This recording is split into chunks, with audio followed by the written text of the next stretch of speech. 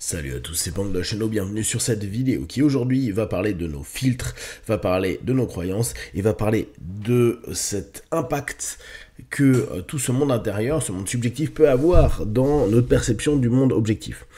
Une des problématiques qu'on a, c'est que la plupart du temps, on est orienté par des idéologies et des pensées qui nous font croire que ce que l'on pense est juste.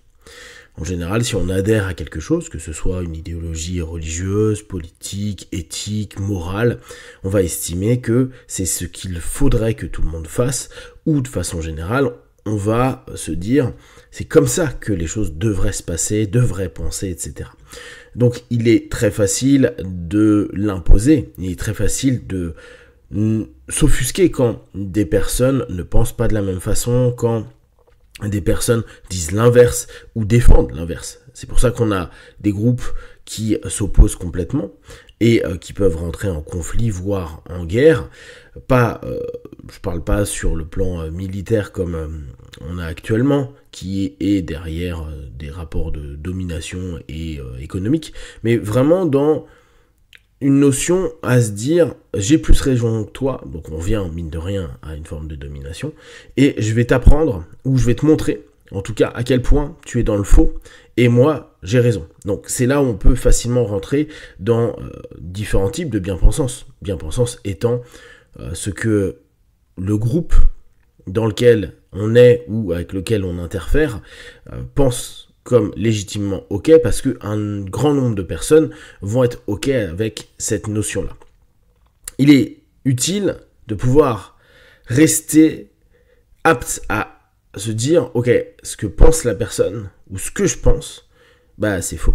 En tout cas, c'est qu'en partie vrai, et c'est nourri par un ensemble d'éléments qu'on pourrait appeler la morale, les logiques de bon et de mauvais, etc., qui va nous entraîner à créer des mouvements intellectuels, j'allais dire des logiques à nouveau, mais qui nous imposent au fur et à mesure d'aller dans de la confirmation, avec les biais notamment, de rester avec des personnes qui pensent comme nous, et on revient à la critique qu'on a des algorithmes sur Internet, à dire ça nous enferme d'un point de vue de la pensée.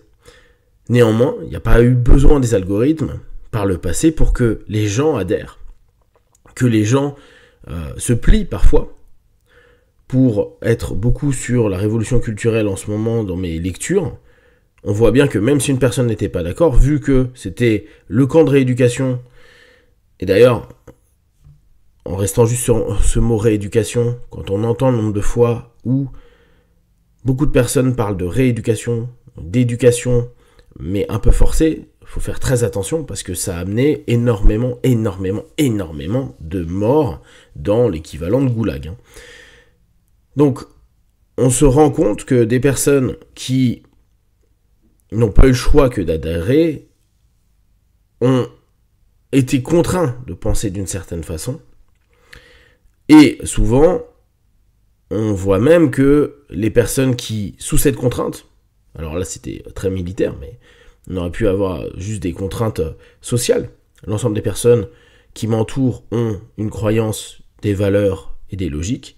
Je ne reste qu'avec ces personnes-là. Au départ, j'y adhère pas forcément, ou en tout cas je suis pas contre, mais je suis pas pour non plus. Je m'y plie, parce que mon groupe est comme ça. Et du coup, souvent, je vais avoir une compensation, voire une surcompensation, où je vais être encore plus impliqué que les personnes, comme pour rattraper le retard que j'ai au niveau idéologique, au niveau de ce que j'ai fait.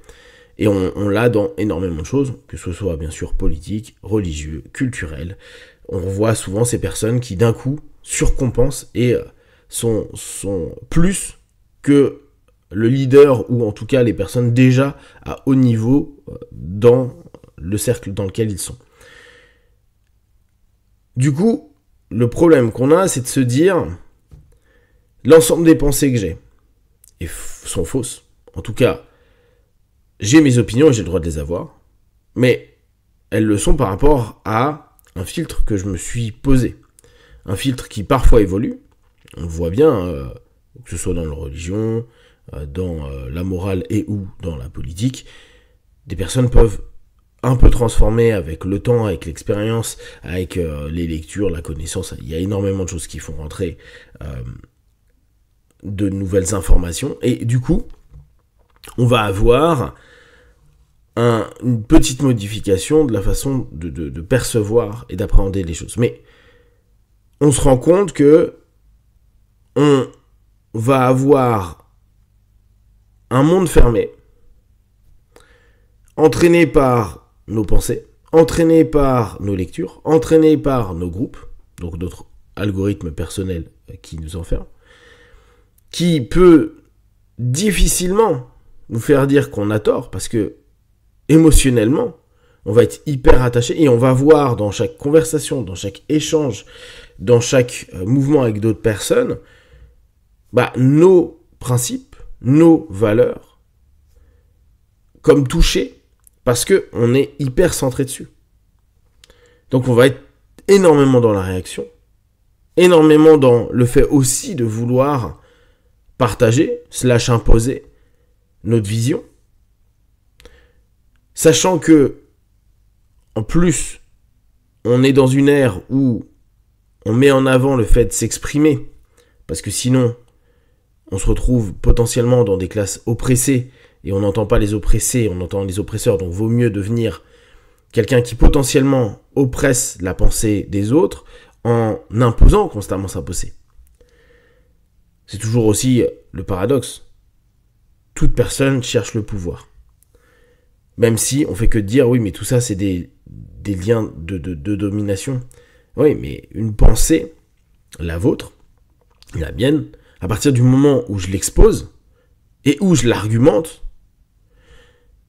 je suis en train d'imposer l'officiel pouvoir de ma pensée, ou de ma logique, ou de ma croyance, ou de ma valeur, sur celle de mes interlocuteurs, qui eux vont défendre leur propre logique, et à la fin du débat, si débat il y a, en général c'est des argumentations, on va rarement dire qui a gagné, qui a perdu, on n'est pas dans des sondages, on n'est pas à la télé, mais on reste souvent sur notre conviction de il a rien pu dire à cet argument-là, j'étais plus intelligent qu'eux, tu vois, là il a bégayé, etc., etc. Il n'a pas de preuves scientifiques, il n'a pas de documents, on trouvera un milliard de choses. Tout ça pour se dire, moi, pouvoir. Ma pensée est plus forte. Et on le voit dans tous les problématiques politiques, idéologiques, religieuses. Vous pouvez le voir à fond sur Internet, c'est toujours, je veux imposer. Alors que, la plupart du temps, les personnes vont dire, ouais, mais on peut avoir une pensée minoritaire, donc si elle est minoritaire, c'est qu'elle est potentiellement non dominante, si elle est non dominante, elle est potentiellement écrasée par d'autres pensées, parce qu'on n'entend pas, donc on va avoir une compensation en tentant de la faire s'exprimer. Gardez en tête que on peut clairement être complètement dans le faux en étant persuadé d'être dans le vrai, c'est hyper délicat. Pour résumer, nous avons tous des filtres qui nous font croire que ce que l'on pense, que les idées, les concepts auxquels on adhère sont justes. On peut se battre sur d'autres points de vue, d'autres filtres, d'autres croyances, et on peut aller jusqu'à de la violence pour, en fait, mettre notre pensée comme dominante. Elle est plus vraie, plus juste, plus ok que la tienne. Alors que personne n'a raison, ou en tout cas tout le monde l'a, sur des plans, des valeurs, des croyances, des religiosités, des politiques qui sont complètement différentes. Et du coup, la seule chose qu'on peut faire, c'est des deals et accepter des principes et des logiques des autres, sans forcément y adhérer, mais à se dire ça existe. Et moi j'y adhérerai jamais, mais c'est une existence que je ne peux nier. Si vous avez des questions, des remarques, partagez-les sur Facebook, YouTube, je répondrai le plus rapidement possible. Comme d'habitude, de tout ce que je propose, ne prenez que ce qui est bon et juste pour vous. Testez, observez, analysez et concluez. Be one. Ciao.